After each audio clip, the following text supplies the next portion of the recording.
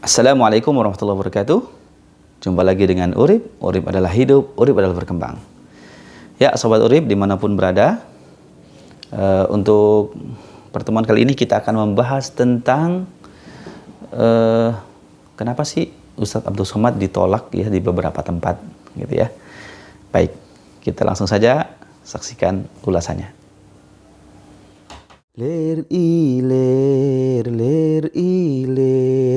tandore wosumilir tak ijo royo tak senggo temanten anya.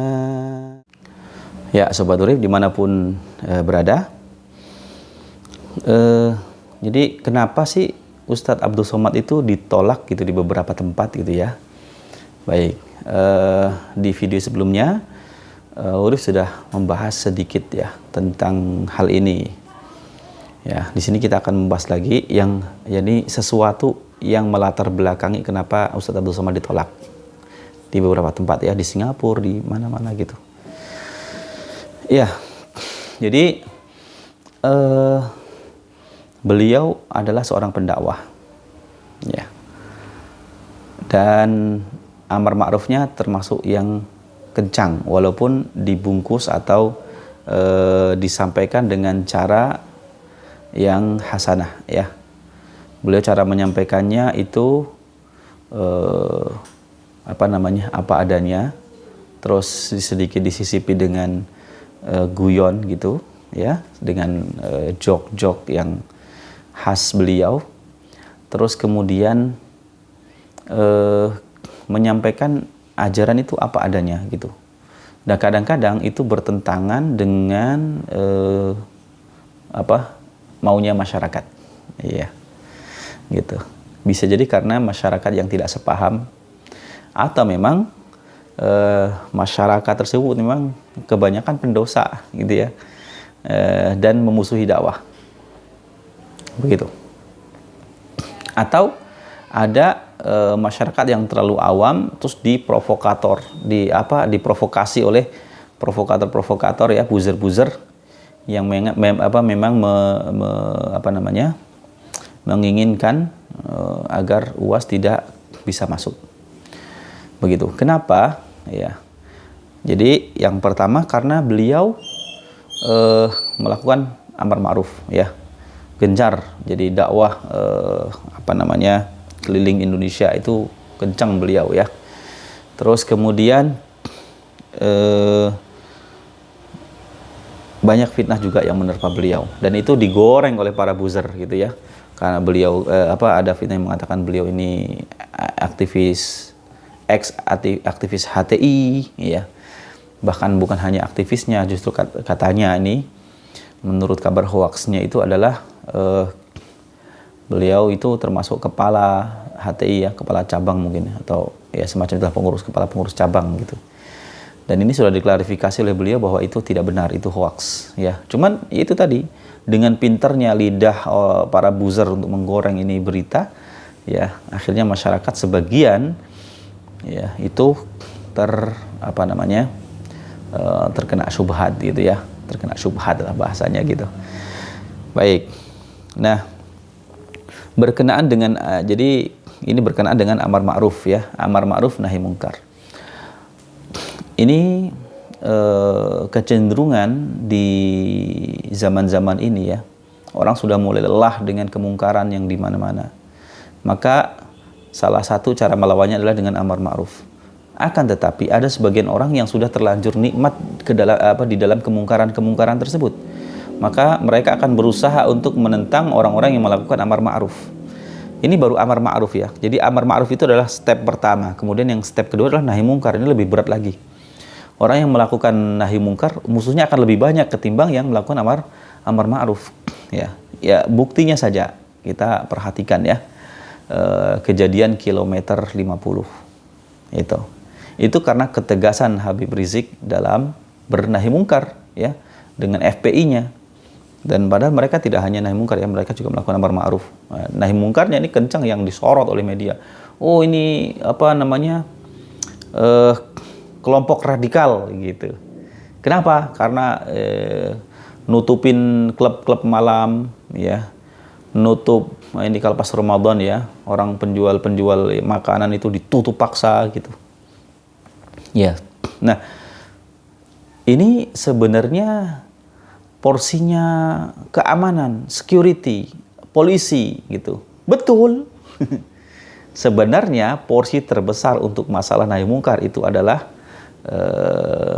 pihak yang berwajib, ya, kepolisian.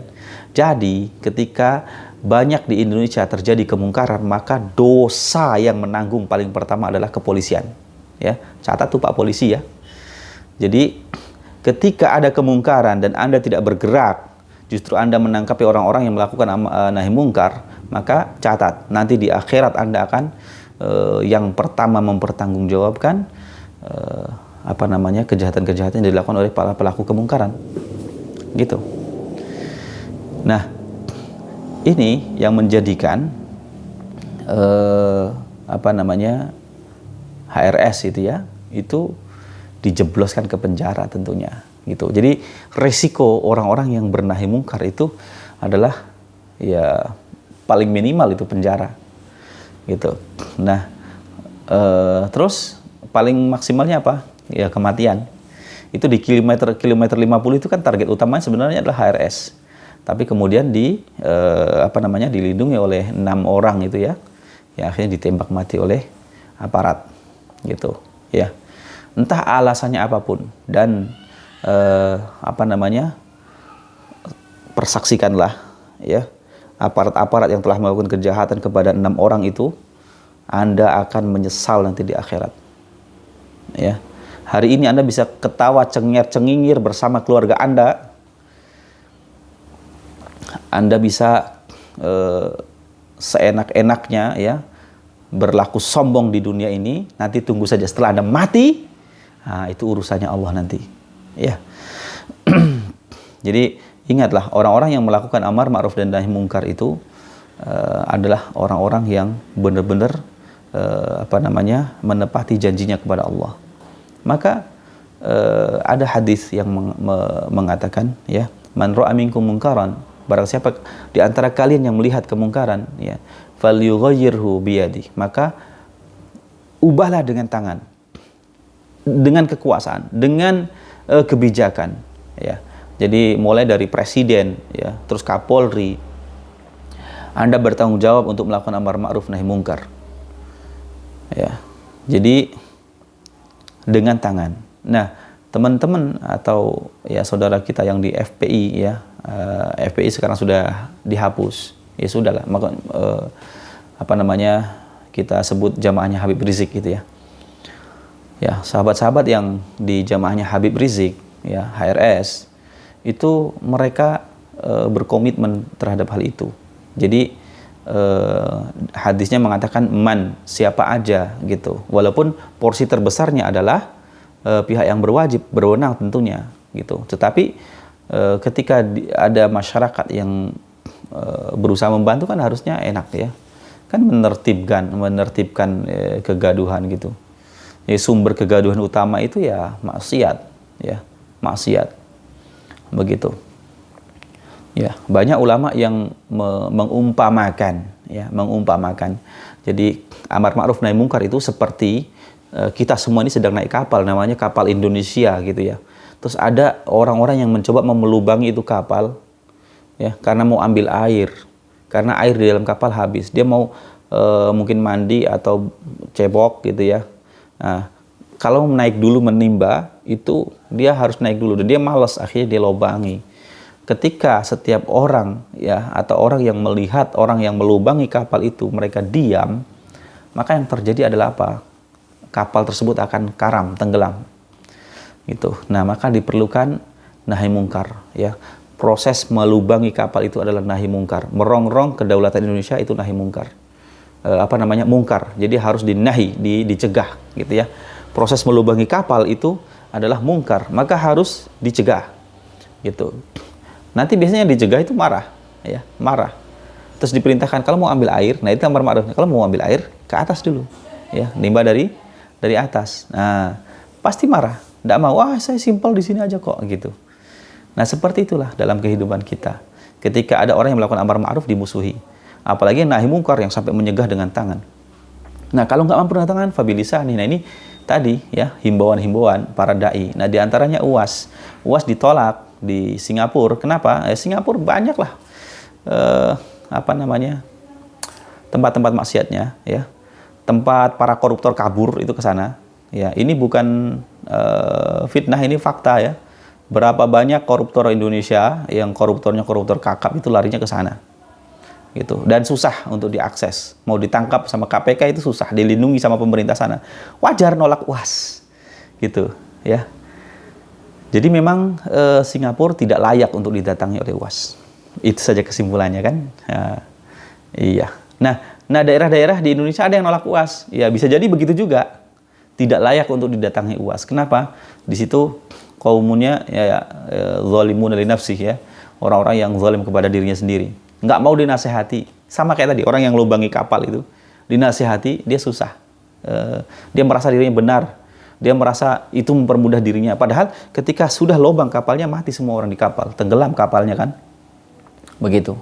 Nah, maka adalah hal yang amat wajar ketika UAS itu ditolak di beberapa tempat. Kenapa? Yang disampaikan adalah isinya amar ma'ruf nahi mungkar, ya, mengajak kepada kebaikan, terus kemudian melarang hal-hal ya secara lisan, ya, kan fabilisani. Nah, orang yang paling lemah, ya, orang-orang awam yang tidak punya ilmu, terus tidak punya kekuasaan, ya, terus melihat kemungkaran, ya, bagaimana cara menolaknya? Fabiqalbi, pakai hati. Kenapa? Karena lemah, gitu. Mau nyegah, tidak punya kekuasaan, tidak punya power. Mau pakai lisan, dia merasa tidak berilmu, maka diingkari saja. Gue nggak ikut-ikutan, ya. Ini pekerjaannya orang bodoh begini, ya. Nolak-nolak dai untuk masuk di suatu daerah itu pekerjaannya orang bodoh. Nggak usah ikut-ikutan, gitu. Ikut-ikutan berarti ya ikut-ikutan orang bodoh, ya. Maka pemirsa Urib dimanapun berada, jadi amar ma'ruf nahi mungkar itu punya konsekuensi yang besar, tetapi ujungnya adalah keselamatan. Biarpun secara hidup secara kehidupan dunia nanti dizolimi oleh penguasa atau oleh orang-orang yang suka berbuat mungkar, ya, dibunuh atau dibully atau dirusak nama baiknya, tetapi ujungnya nanti di akhirat adalah kebahagiaan, karena itu adalah bukti bahwa kita istiqomah. Ya, kita berkorban, sedang berjuang, berkorban untuk agama ini. Demikian, ya, pertemuan kali ini semoga membawa pencerahan buat kita, ya, buat saya dan Anda semua. Kurang lebihnya mohon maaf. Subhanakallahumma bihamdika asyhadu an la ilaha illa anta astaghfiruka wa atubu ilaik. Assalamualaikum warahmatullahi wabarakatuh.